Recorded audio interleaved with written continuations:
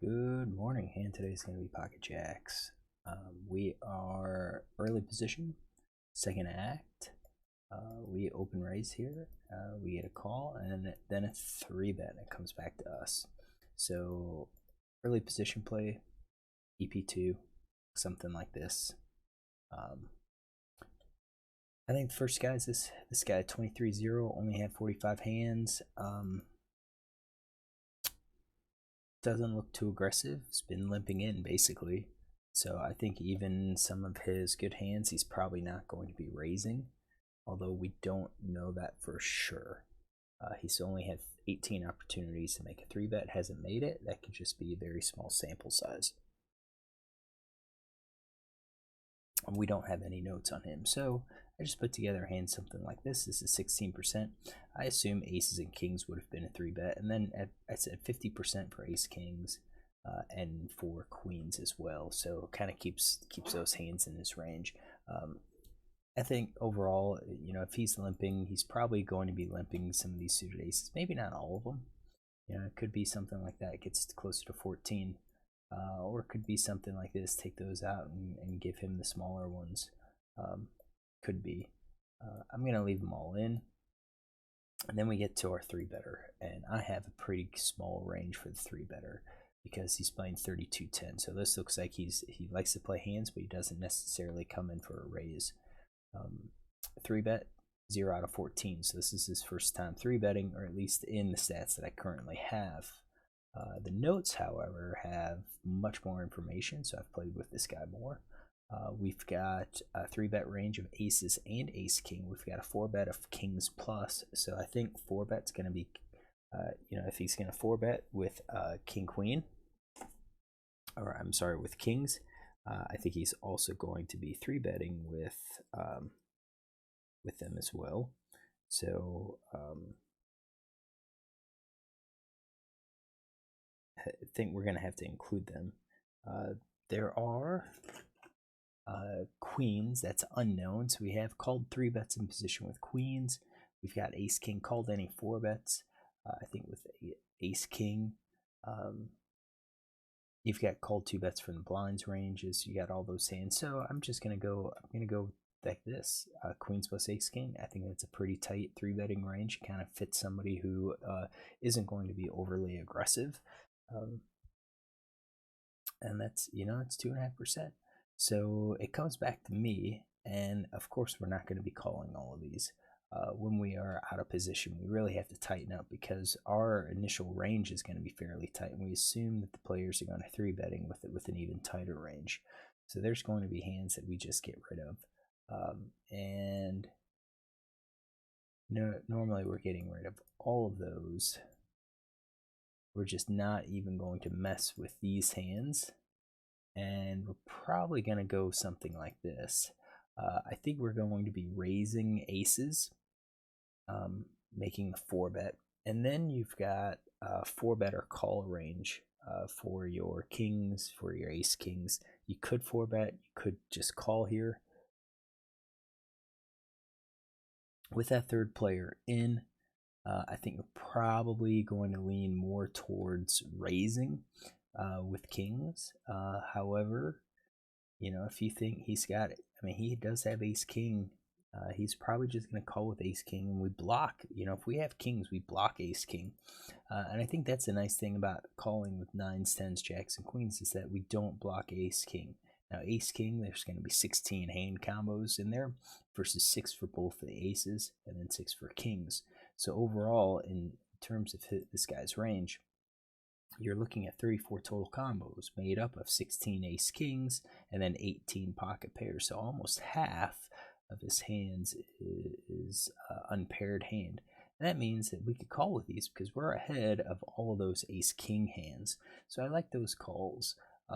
I do think we're going to probably scale it back, and we're going to probably say maybe about, if we have ace king, that's pretty good because we block aces and kings, which gives us overcards versus might make it more likely that he has queens. If we have kings, we block ace king, but we don't necessarily block aces, and that's going to be a bit harder. So you know, I'd like to say that there is, you're going to always do this or you're never going to do this, but yeah, in a situation like this where we're going to be out of position, I kind of feel like some of the times we're going to be raising, some of the times we're going to be just calling here. So what we could do is just kind of scale it and say 33%, actually maybe 50% we're just going to call all of those, and 50% we're going to be 4-betting. All right, so that's going to be our range. So we do call with our jacks, and this other guy folds, so his range doesn't matter. So now we're looking at tight versus tight range. He definitely has a stronger range than us. We've got a few more hands. Flop, it hits us with the jack, which is absolutely great. So if we have like a queen or kings in this case, we're checking to him. We're going to probably check call once and then see what he does on the turn. If he bets on the turn a second time, I'm not sure if we can call with queens or kings. I think maybe with ace king we're going to probably also have to call, but I think we are checking 100% here. Pot's fairly large. Villain bets, and I think for this we're probably just going to say he's going to bet everything. C bets 100%. We're going to say he C bets 100%, 100% of his cards, and keeps everything in.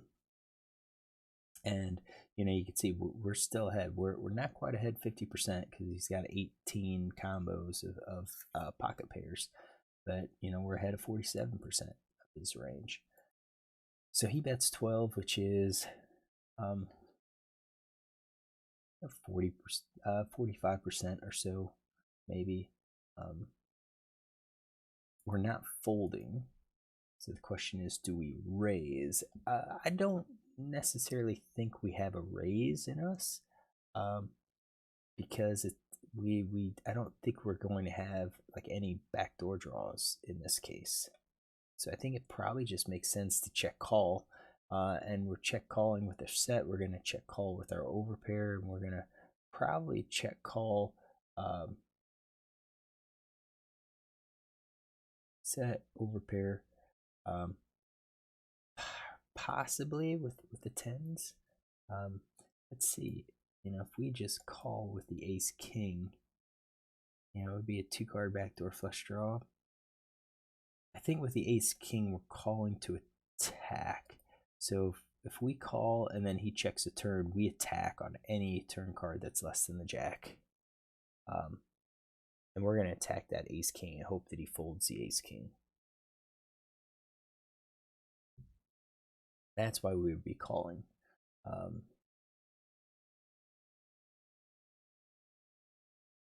But I think with ace king we're probably just going to call, I think, for our bluff, something like that.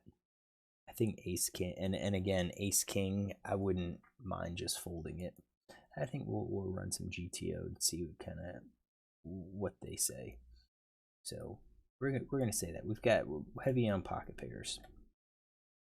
So the 8 of spades comes out, and that works. And that smaller pocket pair, 9s and 10s, I should have said, kind of helps. Not only do we have a pair, but we also have a backdoor straight draw. So just like this, 8 comes out, we've got, with the 9s and 10s, we now have a gut shot. With a 9, that would be ideal. We could pick up a 6 or a 10 for the gut shot. With a 10, we're only dealing with a 9. So I think here we just check again. I think that's going to be 100% of our range. We're going to be checking here, and then he checks behind. So here, I don't think the overpair. I think the aces are probably out, but maybe he could have like kings or queens. So we could say, let's say, I think it's probably more likely that he would have the queens on the check than the kings.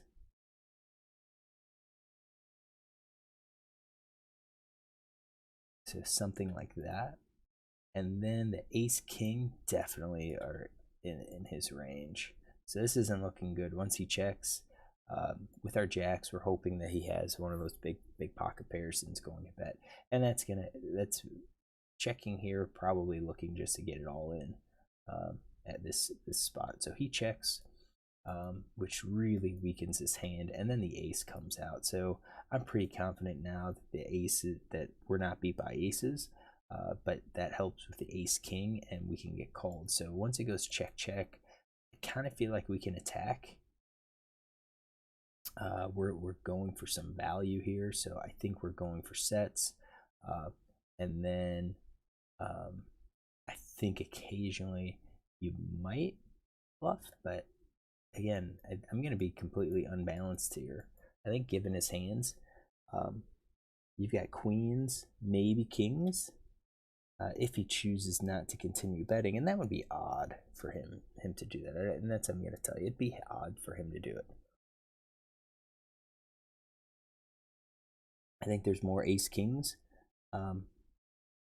so maybe we don't bet here because we don't really have any sort of bluff, and I don't think it makes sense to bluff. Yeah, GTO is going to say you have to have some bluffs, but I just don't think it makes sense to bluff here. Now, when it's much more likely that he's going to have ace king in his range. So I bet here, I bet half pot, and he just calls. I think that just suggests ace king at that point. And he shows ace king, so kind of knew that. Kind of suspected that based on his hands. I think we were probably a little too generous to suggest maybe he has queens or kings, but you know, it's we get paid. Question is, if we check, is he gonna bet? Maybe, and I think that's might have been the better place, just to check, see what he does, and then yeah, check, let him bet, and then we'll call. Maybe he doesn't, which means we lose out on some money. So so he bet, he 3-bet. Let's get some notes here. Oh. 3-bet to 12. Actually,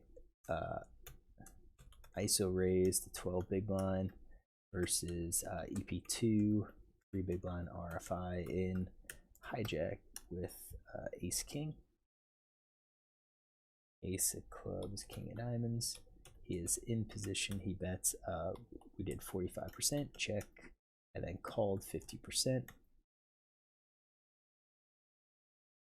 on a jack of clubs, 7 of hearts, 5 of diamonds, 8 of spades, ace of diamonds. All right, so we got his notes. Let's get GTO over here. So as we pull this over, I was wondering, I think maybe we should have check raised this on the flop. We check, so here we check, he bets 12. I think this could be a great spot to raise. Queens and kings and aces are all going to call us. I think we raise it up. We've got, you know, we got 88, so we call. That gives us to 76. We raise this to 36. That gets us down to about 50, which means then we've got about a half pot shove on the turn.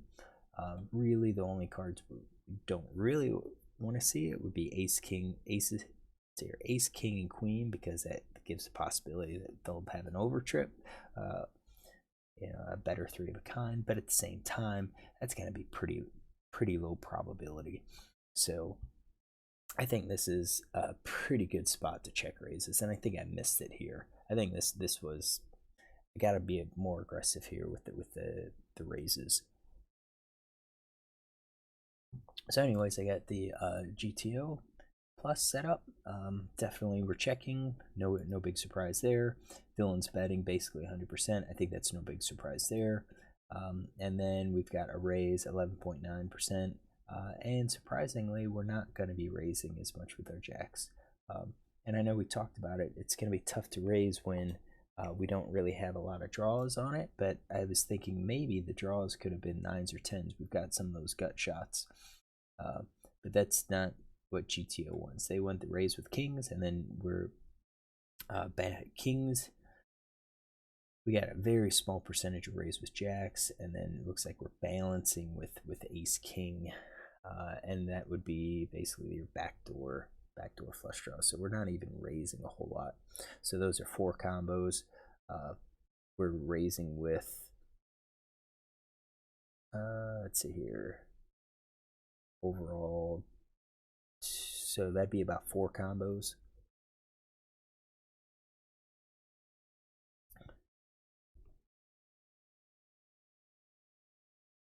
Three. We don't. Why does it say 3 combos?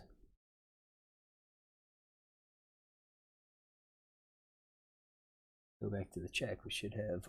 Oh yeah, never mind. Because we 4-bet range.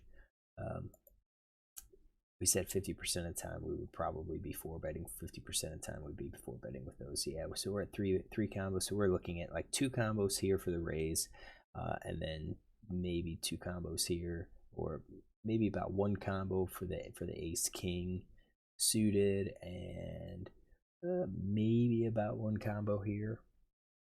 So it's about 50-50 for bluff to value for that check raise.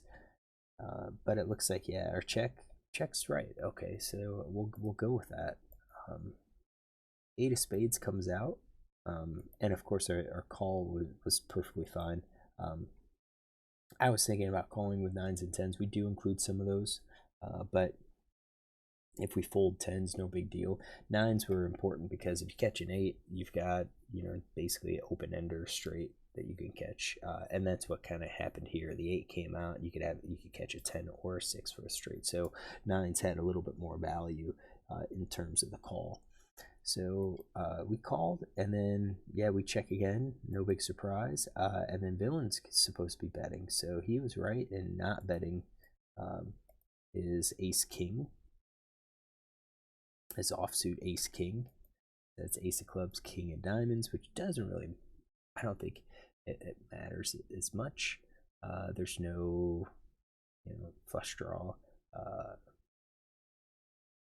Of course, probably checks more when you have the cards, the suits that could have been called for the backdoor flush draw. So that's why like all of the spades are kind of bets, because that makes it less, you know, we're not